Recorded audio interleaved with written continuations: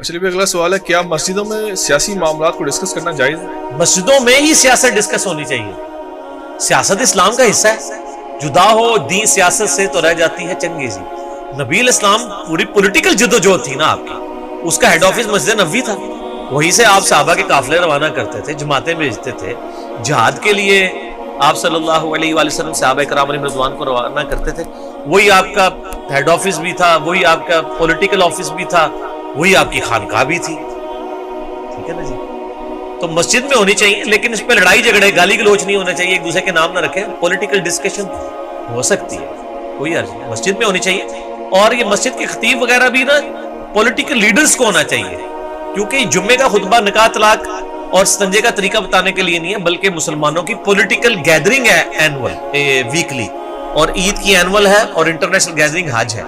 اس میں یعنی مسلمانوں کے یعنی جو خطیب ہے وہ حاکم وقت کو ہونا چاہیے۔ آج بھی آپ ایران میں دیکھیں، ایران کے اندر تہران میں جمعہ پریزیڈنٹ آف ایران پڑھاتے ہیں، لاکھوں لوگ ان کے پیچھے جمعہ پڑھتے ہیں۔ نماز مولوی سے بے شک پڑھوا لیں اگر آپ کو قرات کا ایشو ہے۔ تقریر اس وقت پرائم منسٹر کا کام ہے کہ وہ تقریر کرے۔ ابھی عمران خان صاحب انشاءاللہ تعالی پرائم منسٹر بننے والے ہیں، تو ہم ان سے ریکویسٹ کریں گے، جس طرح انہوں نے کہا میں ڈی چوک کے اوپر حلف لینا چاہتا ہوں، تو ساتھ ہی اناؤنسمنٹ کریں، ان سے اچھی تو تقریر کوئی نہیں کر سکتا۔ تو عید اور جمعے کی تقریریں کم از کم پرائم منسٹر خود شروع کریں۔ شاہ فیصل مسجد میں یعنی خود نماز جمعہ جو ہے نا وہ اس کی تقریر کرنی چاہیے۔ مولویوں کو تو مسئلہ صرف نماز پڑھانے سے ہے نا، وہ داڑھی انہوں نے شرط رکھی، حالانکہ داڑھی شرط کوئی نہیں ہے، میرا کلپ بھی ہے۔ چلیں نماز مولوی سے پڑھا لیں، لیکن تقریر جو ہے نا پرائم منسٹر آف پاکستان کو کرنی چاہیے شاہ فیصل مسجد میں، اور وہ لائیو پورے ملک کے اندر جانی چاہیے، جس میں وہ بتائے کہ اب ہم کیا ملک کو کہاں لے کے چلیں۔ ان کاموں کے لیے یہ جمعے اور عید کے خطبے تھے، یہ استنجے کا طریقہ بتانے کے لیے نہیں تھے، ٹھیک ہے؟ تو پولیٹیکل گیدرنگ مسجدوں میں ہی ہونی چاہیے، لیکن یہ ناچ گانا نہ پھر اس میں ہو، وہ اپنی جگہ۔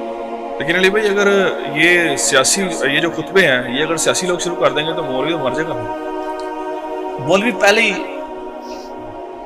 وہیں سے تو آمدن ہوتی ہے ان کی آمدن نہیں، ان کی آمدن لگائی رکھیں، نماز ان سے پڑھوائیں، خطبے خود دیں، نماز وہ پڑھائیں۔ اور گیدرنگ بھی ایک ہونی چاہیے، ایک شہر میں ایک جامع مسجد ہو بڑی، تاکہ مسلمانوں کی پاور شو ہو۔ میں نے بتایا نا ایران میں جو تہران سٹی میں ایک ہی جمعہ ہوتا ہے، 10 لاکھ بندہ جمعہ پڑھ رہا ہوتا ہے، اور پریزیڈنٹ آف ایران جمعے کا خطبہ دے رہا ہوتا ہے۔ سر پھر مزہ آیا نا، پھر ایران کا اگر پریزیڈنٹ بولے گا امریکہ کی ایسی کی تیسی، تو قوم بھی کہے گی ہاں جی ایسی کی تیسی۔ تو آپ پہلے یا آج طیب اردگان بات کرتا ہے تو اس کی ورتھ ہے نا پبلک کے اندر، ٹھیک ہے نا جی۔ تو ہمارے لیڈرز بھی اس لیول پہ جب پہنچیں گے نا، جب وہ پبلک کو اس پیج پہ ہوں گے، تو پھر دیکھیں پبلک جان دے گی ان کے لیے، کیوں نہیں دے گی۔ اچھا علی بھائی ایک نعرہ لگایا جاتا ہے ووٹ دو جنت لو، اس نعرے کی شرعی حیثیت کیا ہے؟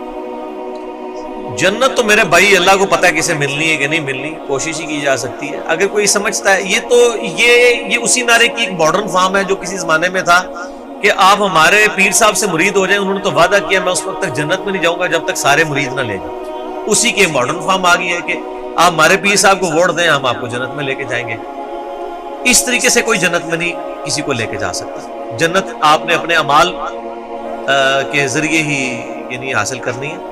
ہاں آپ یہ کہہ سکتے ہیں کہ جنت میں جانے کے کوئی اسباب بن جائیں اگر آپ کسی اچھے لیڈر کو چنتے ہیں اور وہ امت کے لیے کوئی بھلا کرتا ہے، وہ تو پھر سارے ہی دعویٰ کریں گے۔ باقی جنت کا فیصلہ جو ہے نا وہ ان چیزوں کے اوپر نہیں کرنا چاہیے۔ اچھا اسی کانٹیکس میں وہ اکثر علماء یہ کہہ رہے ہوتے ہیں فلاں کو ووٹ دینا حرام ہے، فلاں کو ووٹ دینا حرام ہے، اس کی شرعی حیثیت بتائیں کیا واقعی علماء تو میرے بھائی ہر معاملے میں حرام کہتے ہیں۔ آپ ووٹ کی بات کر رہے ہیں، وہ تو کہتے ہیں کہ جی ایک دوسرے کے پیچھے نمازیں پڑھنا حرام ہے، ٹھیک ہے نا جی۔ وہ کہتے ہیں جی ایک فرقے والا اگر قربانی میں 7 حصے ہیں اس میں ایک بھی بدعتی شامل ہو گیا اور 6 مواہد تھے، وہ ساری قربانی حرام ہو گئی۔ سر علماء کے جو چیزیں نا وہ اپنی جیب میں رکھیں، ان کی کوئی ورث نہیں ہے، دین کے ساتھ ان چیزوں کا